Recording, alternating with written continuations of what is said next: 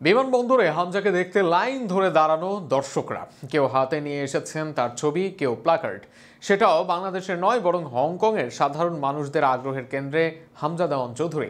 এমন দৃশ্য দেখা গেছে সাম্প্রতিক সময়ে। হামজাকে ঘিরে হংকংয়ের মানুষদের উচ্ছ্বাস ও আগ্রহ নিয়ে বিস্তারিত থাকছে প্রতিবেদনে। হংকং কোচ বলেছিলেন হামজা চৌধুরীকে রাখবেন তার দলের বেঞ্চে। সেই হামজা এসে শুরুতেই তার দলের বিপক্ষে ফ্রি কিকে গোল করে দেখালেন নিজের জাদু। যদিও শেষ পর্যন্ত হার এড়াতে পারেনি বাংলাদেশ দল, অন্যদের ব্যর্থতার কারণে হারতে হয়েছে বাংলাদেশ দলের। তবে তাতে হামজার মান যে একটু কমেনি সেটিরও প্রমাণ মিলল আরও একবার। সেই হামজাকে দেখতে এবার যেন ভিড় হংকংয়ের এয়ারপোর্টে।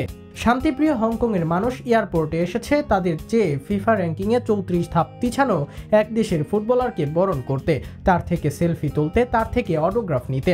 কেউ কেউ নিয়ে এসেছেন হামজার ছবি, কেউ কেউ এনেছেন হামজার প্ল্যাকার্ড, কেউ হামজাকে দেখতে এসেছেন এক মুহূর্তের জন্য।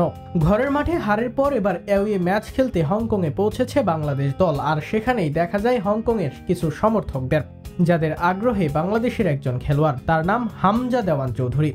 সিলেটের এই ছেলেকে নিতে এত আগ্রহ এই দর্শকদের। কিন্তু কেন দর্শকদের আগ্রহে বাংলাদেশের একজন, যেখানে বাংলাদেশের নাম বা তাদের ফুটবল সম্পর্কে কালে ভদ্রে জানার কথা এই দেশের মানুষদের? তবে যেটুকু জ্ঞান আছে সেটাই এই হামজাকে ঘিরেই তৈরি হয়েছে। কেননা আন্তর্জাতিক অঙ্গনেও হামজা যে পরিচিত নাম, আর সেটা হবেই বা না কেন। ম্যাডিনসনদের মতো ফুটবলারদের সাথে বয়সভিত্তিক দলে খেলেছেন, বিশ্বের সেরা লিগ ইংলিশ প্রিমিয়ার লিগে খেলেছেন। সালাহ, আগুয়েরো, ডি ব্রুইনা সহ কত বিখ্যাত ফুটবলারদের সাথে মাঠ মাতানো ফুটবলের নাম এই হামজা চৌধুরী। এমন একজন ফুটবলারকে ঘিরে অনেক দেশেরই আগ্রহ থাকবে, বিশেষ করে র্যাঙ্কিংয়ে 100-এর নিচে থাকা দেশগুলোর কাছে হামজা যে বড় তারকা তাতে তো নেই কারো সন্দেহ। এর আগেও হামজাকে দেখতে প্রতিপক্ষের হয়েছিল ভিড়। ইন্ডিয়া ম্যাচের আগে তাদের সাংবাদিকদের আগ্রহের নাম ছিলেন হামজা চৌধুরী। এবার ভারতের পর হংকংয়ের দর্শকদের আগ্রহের কেন্দ্রে হামজা। হামজার মান যেন এমনই। আন্তর্জাতিক অঙ্গনে তর্ক হয় হামজা না সাকিব কে সেরা বাংলাদেশের প্রেক্ষাপটে।